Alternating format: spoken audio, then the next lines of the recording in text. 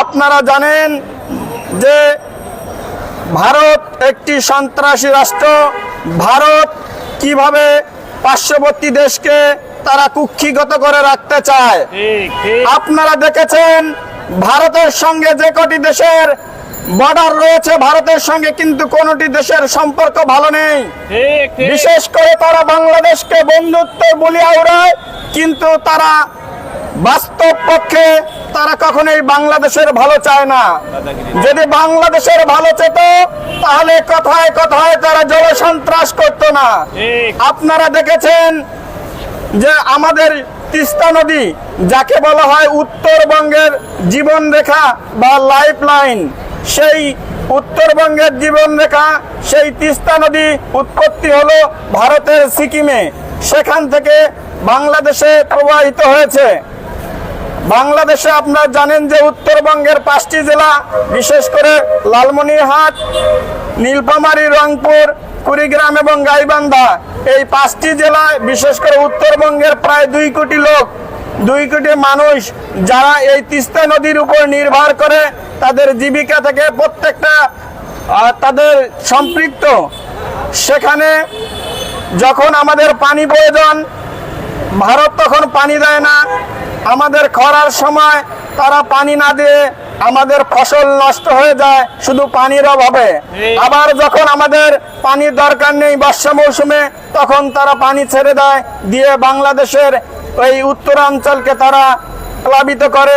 আকস্মিকভাবে আপনারা দেখেছেন যে তারা আন্তর্জাতিক নদীর যে নিয়ম আছে এবং আইন আছে তা না মেনে তারা আমাদেরকে কিভাবে সমস্যায় ফেলে দেয়। এ কারণে নদী ভাঙ্গনের সৃষ্টি হয় এবং অনেক ঘর বাড়ি নদীতে বিলীন হয়ে যায়, আপনারা জানেন। তাই আমরা বর্তমান সরকার, আমাদের ছাত্র এবং জনতার সরকার, যাকে আমরা অনেক প্রত্যাশা নিয়ে বসিয়েছিলাম, আমি আমাদের সরকারের বর্তমান প্রধান উপদেষ্টা ডক্টর ইউনূস স্যারকে বলতে চাই, আপনার যে নেতৃত্ব, আমরা সবাই জানি যে ভারতকে যদি সহায়তা করার মতো যদি যোগ্য বাংলাদেশে কোনো ব্যক্তি থাকে, সেটা হলো না আপনি। আপনার ইন্টারন্যাশনাল লবিং অনেক শক্তিশালী।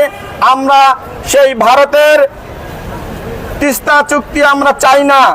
আমরা চাই তিস্তা মহাপ্রকল্প, যেটা চীন আমাদেরকে অর্থায়ন করবে, সেটা বলেছিল।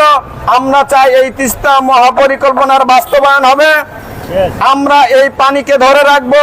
আমাদের দাবি হলো যে এই পানিকে ধরে রেখে আমাদের তিস্তা নদীকে খনন করতে হবে এবং তিস্তা নদীতে আমাদের যান চলাচল, যেটা নদীর যান চলাচল যেটা আছে, সেটাকে সচল রাখতে হবে এবং নদীর দুপাশে গাইড লাইন তৈরি করতে হবে এবং 2 সাইডে রাস্তা তৈরি করতে হবে এবং নদীর 2 পাশে অর্থনৈতিক ইকোনমিক জোন তৈরি করতে হবে, যাতে উত্তরবঙ্গ থেকে যত ধরনের সমস্যা আছে সেটা দূর হয়ে যায়। এবং আপনারা জানেন যে উত্তরবঙ্গ, বিশেষ করে ঢাকা শহরে অনেক অবদান রেখে চলছে। আমাদের সবজিগুলো চাষ হয় উত্তরবঙ্গ থেকে এবং অনেক ধান হয়, পাট হয়, ভুট্টা হয়।